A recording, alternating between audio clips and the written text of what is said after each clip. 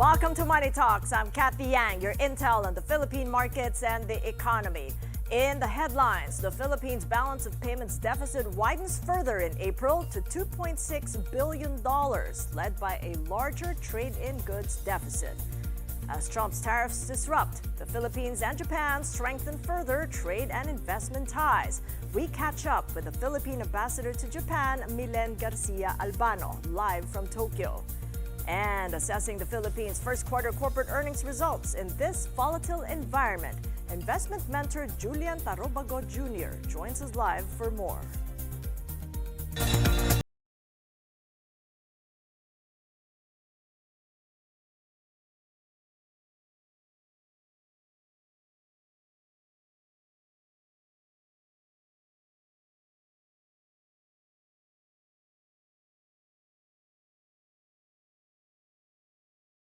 Union have agreed on the most significant reset of defense and trade ties since Brexit. The wide-ranging deal includes a security pact, fewer restrictions on British food exports and visitors, and a new fishing agreement. Trump's tariffs and global instability pushed both sides to rethink their trade and defense ties. British Prime Minister Keir Starmer called it, quote-unquote, new era, joined by EU leaders von der Leyen and Costa in London. This is the first UK-EU summit. It marks a new era in our relationship. And this deal is a win-win. It delivers what the British public voted for last year.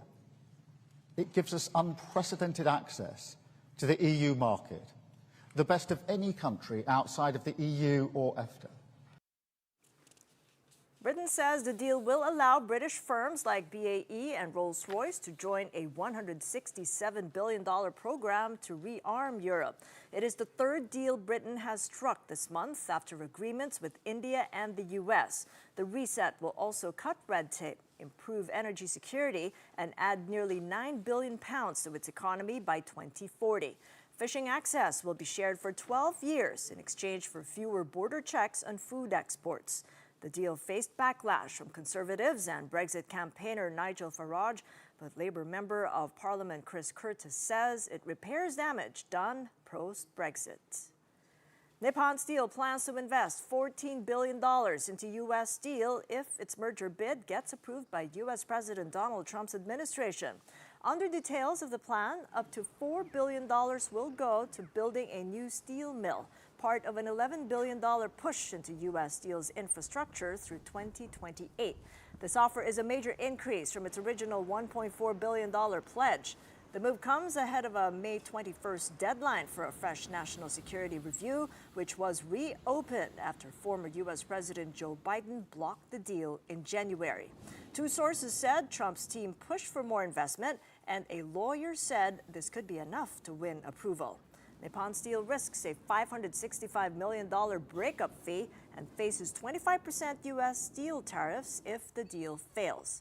The company also promised to keep U.S. Steel's headquarters in Pennsylvania to help ease political concerns. And U.S. stocks finished nearly flat Monday, with sentiment dampened by Moody's downgrade of the U.S. government's sovereign credit rating. The Dow rose by over 0.3%, S&P 500 up by less than 0.1%, and the Nasdaq ended higher by about 0.2%. The benchmark 10-year Treasury yields have inched up slightly at 4.473%. Gold prices settled yesterday, Monday, to $3,228 per troy ounce. Now, Moody's downgrade of Washington's credit rating also weighs on stock futures. It traded nearly flat. The Dow rises by less than 0.1%, S&P 500 up by 0.4, and the Nasdaq up just very slightly. The U.S. markets open later tonight, Manila time. Asian markets, though, have barely moved as we speak. The Australian ASX 200 up by about 0.7%. South Korea's Kospi rises 0.5%, and the Nikkei 225 gaining by over 1.1%.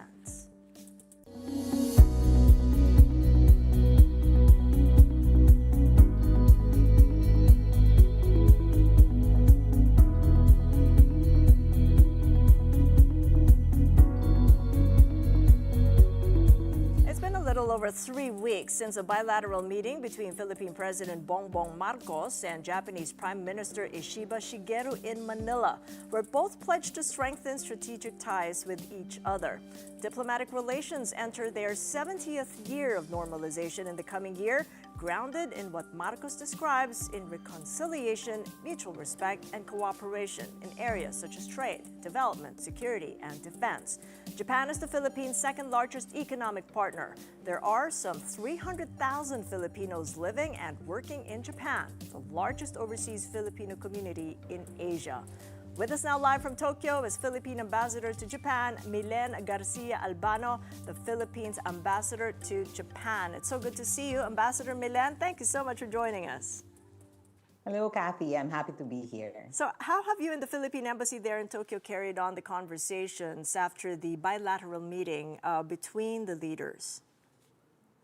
We continue to do what we have been doing in the last 2 years, Cathy, to strengthen not only our diplomatic ties, but our trade relations as well. And more importantly is our cultural diplomacy and people-to-people ties. So that's what keeps us busy. We are a fully staffed embassy, many workers here to support the efforts of our national government to continue to promote trade and development between the Philippines and Japan. And all the more because of the uncertainty globally, because of Trump's tariffs, apart from the fact that there have been an escalation in the territorial disputes with China, it's really brought Japan and the Philippines ever so closer to the U.S., our biggest trading partner. So what role do you see this common security risk playing in the ongoing tariff negotiations that the Philippines has to do with the U.S. Trade Department? I think, Cathy, that apart from the security risk that you were talking about, that we are continuously working on with Japan and the U.S. as well, there are also efforts on our part to support the national strategy now of diversification of our markets to deal with possible fallouts from the tariff situation that the U.S. has been, I suppose that has resulted from U.S. actions, so that we here in Japan are looking to, for instance, in the area of agricultural development, and this was discussed when the Prime Minister was in the Philippines recently. We are looking for efforts to strengthen our relationship in this regard and work with technology to improve our agricultural situation in the Philippines.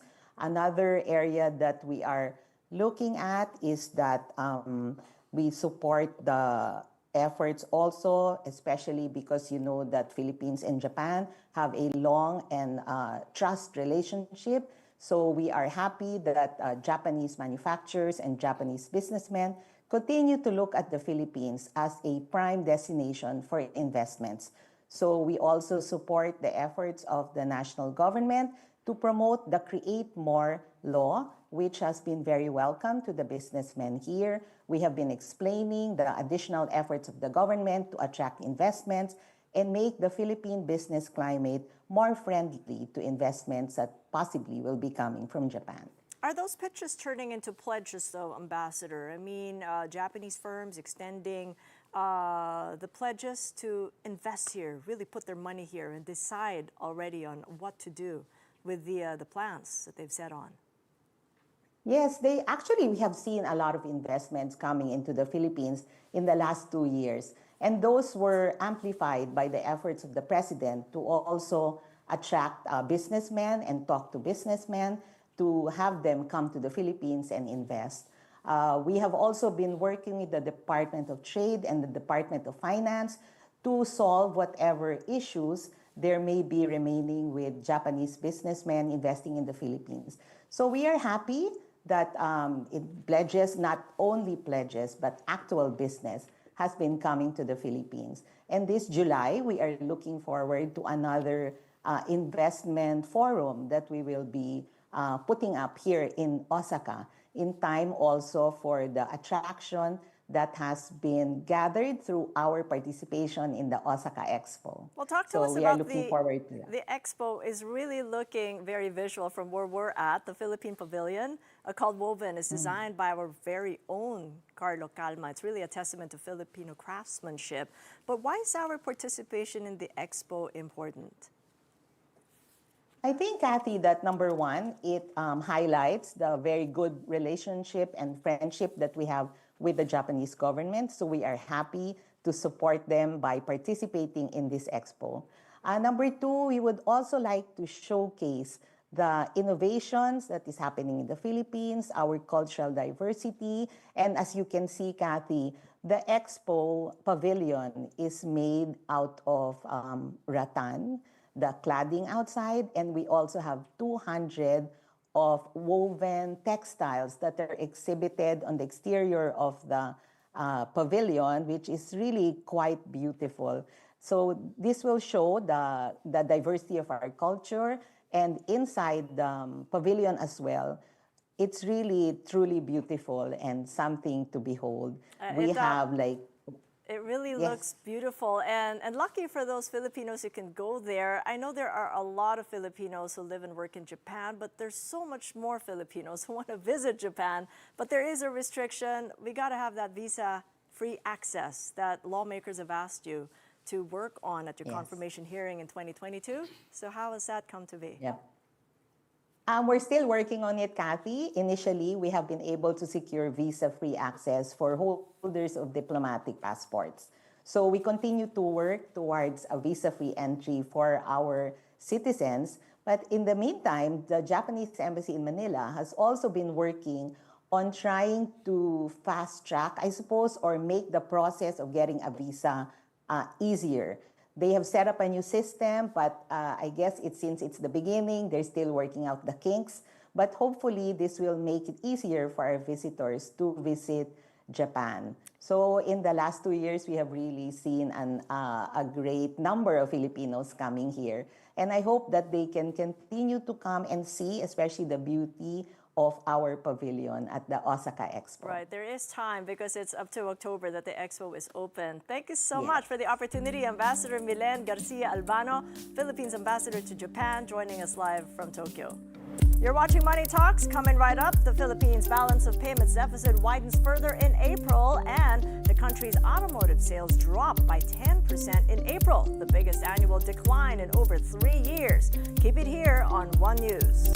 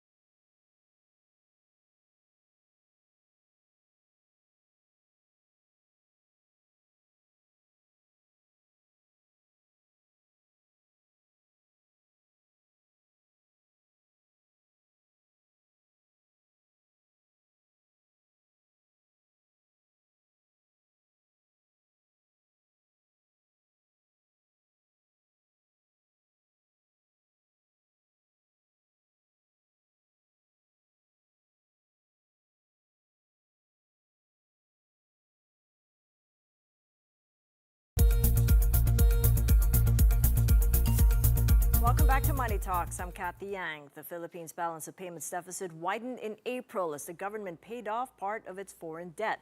That's according to data from the Bangko Sentral ng Pilipinas. BSP data showed a deficit of over $2.5 billion in April, much higher than the $639 million gap recorded in the same month last year. It is also a turnaround from March, when the country posted a surplus of nearly $2 billion. RCBC Chief Economist Mike Ricafort says this is the fourth largest monthly deficit on record. He attributes it to the country's trade deficit, payments for foreign loans, and lower foreign investment inflows. Ricafort also points to global market uncertainty, including Trump's proposed tariffs and holiday-related volatility. The balance of payments tracks the country's transactions with the rest of the world, while a deficit means more dollars went out than came in. An industry report showed a 10% slide on Philippine automotive sales, its biggest annual decline in more than 3 years.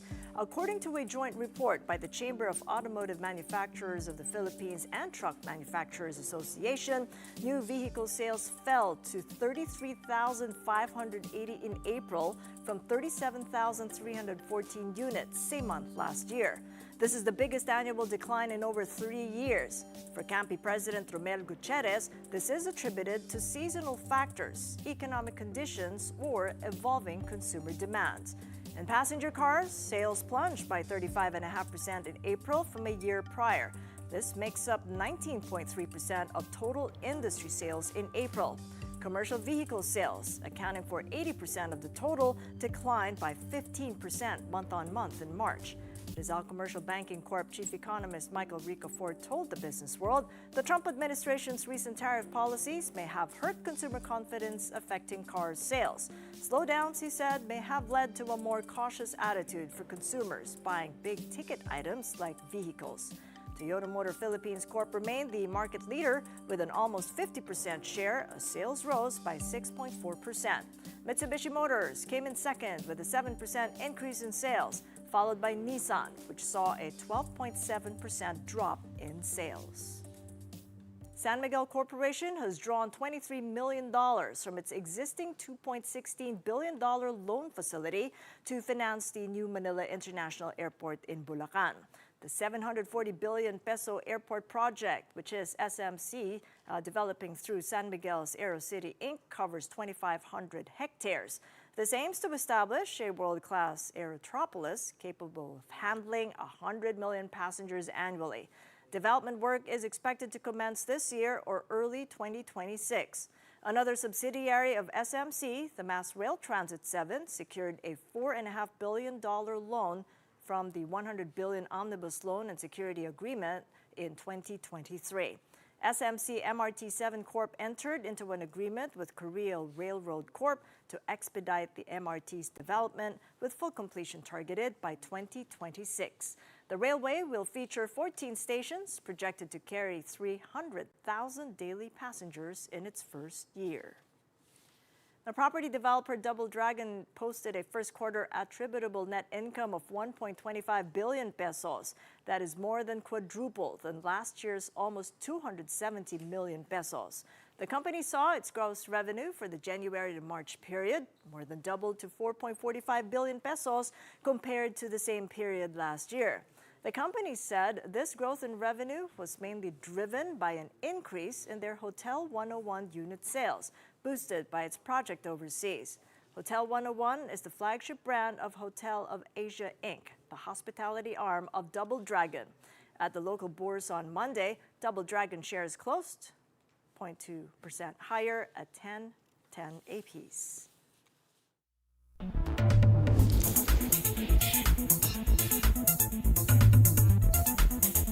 Let's get a quick check on the Philippine markets. The Philippine Stock Exchange opens Tuesday higher by less than 0.1%, 6,458. The stock market closed yesterday, Monday, lower by nearly 0.2%. And the Philippine peso today opens slightly weaker at 55.73 to the dollar. The peso closed yesterday slightly stronger at 55.67 against the greenback. Philippine stocks in the peso ended lower, and T-bill rates were mixed on Monday following Moody's downgrade of America's credit ratings. PhilStock Financials Research Manager Japhet Tantiangco points out the peso has appreciated in both 2019 and 2025, the years under President Trump's administration. As you can see here, this is 2019 and this is 2025. If there is a common denominator between the 2 years, Tantiangco says it is the U.S. being engaged in a trade war in 2019 with China and 2025 with the rest of the world. Ron Acoba of Trading Edge says the overall weakness of the U.S. dollar may eventually cause the dollar-peso exchange rate to break below the support level. Now, but as anticipated, the dollar-peso bounced back after reaching its key support level at the 18-month low of between 55.23 and 55.52. Buying interest around the zone could temporarily halt its downward movement and even push it higher. As for stocks, the Philippine Stock Exchange Index has recently received a technical buy rating, having broken out from the mid-run bullish reversal pattern here. This is the double bottom that Acoba sees. And this breakout, he says, could mark the beginning of a new upward phase. It also sets the stage for an index to potentially recover to its 2024 high of 7,554.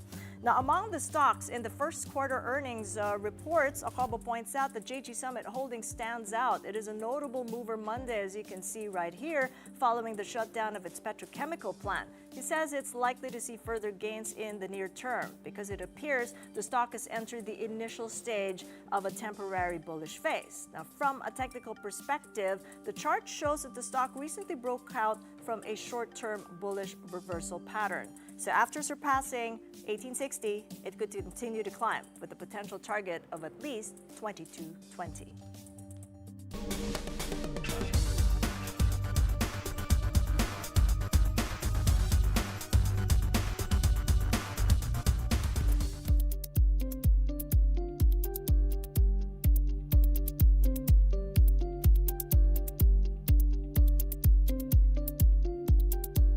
But the snap for more is investment mentor Julian June Tarobago joining us here. Welcome back to the program, June. Thank you so much for joining us. My pleasure. All right, so the credit ratings downgrade in the U.S. How are you assessing how Philippine investors have reacted?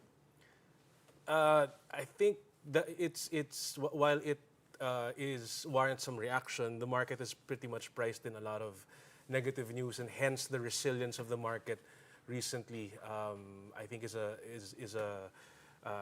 an expression of that. Yeah. Right, but when I look at the yields, the long-dated Treasury yields in the U.S., that rose above 5%. Right. So that kind of gives an impression that risk is really out of the door, and that Philippine investors should heed and listen. Well, absolutely. That's one consideration. The other considerations we have for looking at guiding investors, from us guiding investors, is looking at the bigger picture, which is that's a consideration. But the truth of the matter is, GDP growth is stabilizing in the Philippines. Inflation's going down to multi-year lows. Pressure on interest rates is less than ever, and valuations are very attractive at these levels. So that said, there still are risks. The full impact of tariffs, whatever form that may take, is still up in the air. We've seen some reprieve recently, but that's still a consideration, we think. But right now, based on our framework, we have a neutral rating on the Philippine market.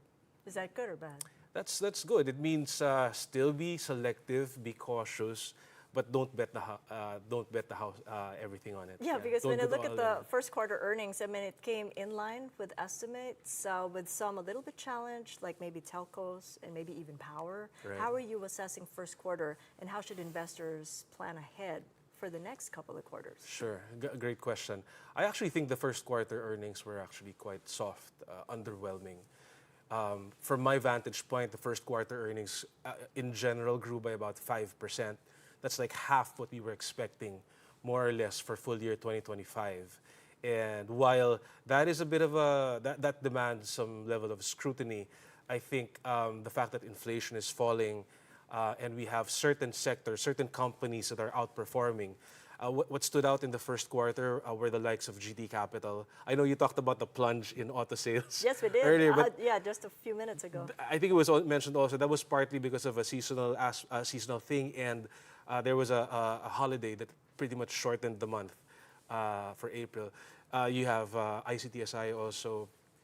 And property companies even are still growing by about 10-11%. So there's reason to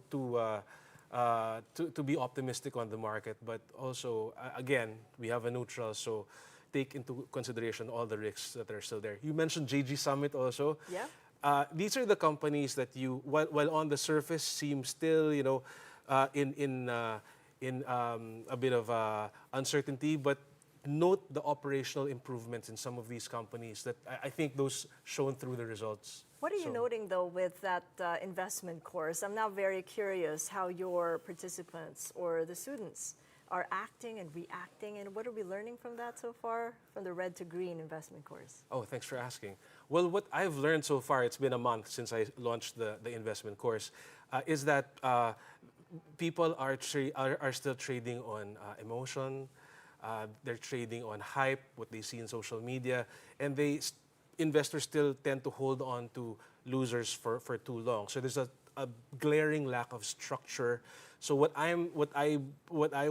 we come in, I try to let them trade guesswork for process, guesswork for structure, and what I mean by that is asset allocation, get that right, investment research, risk management, and portfolio sizing. So that's how we add structure. That's how I help Pretty exciting. learners. Right, take away the emotion and try to trade on logic. Well, we'll catch up in the next. For sure, you'll be back in the next couple of months to tell us more about that. Thank you. Thank you, June. Appreciate your Cathy. time and expertise. June Tarobago Jr., investment mentor. And coming right up, we'll know about the Cignal Super app. Just keep it here on One News.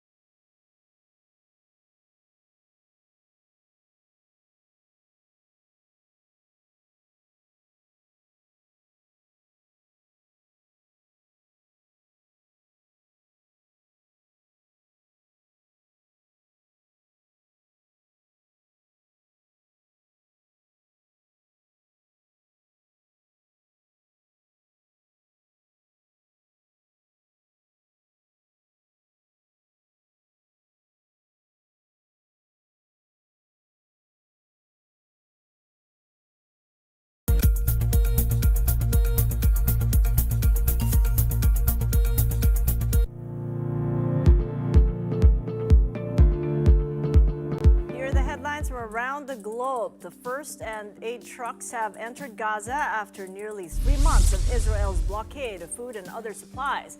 That is according to Israel and the United Nations. Israel reopened the Kerem Shalom crossing under growing pressure from allies like the U.S.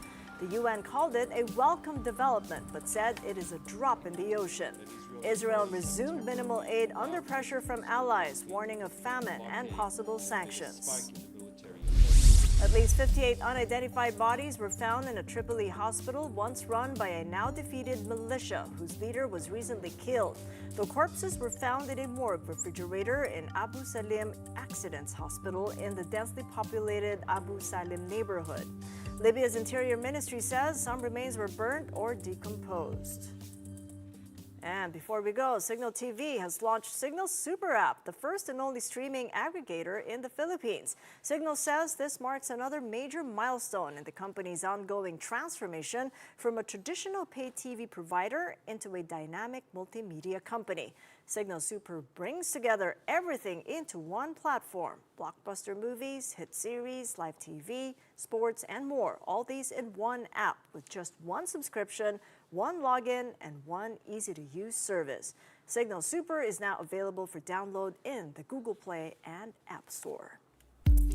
And that is it for Money Talks. I'm Cathy Yang. Catch us again tomorrow, 9:30 a.m. here on One News. We're also streamed live on YouTube and on our Facebook channels. Have a great day ahead.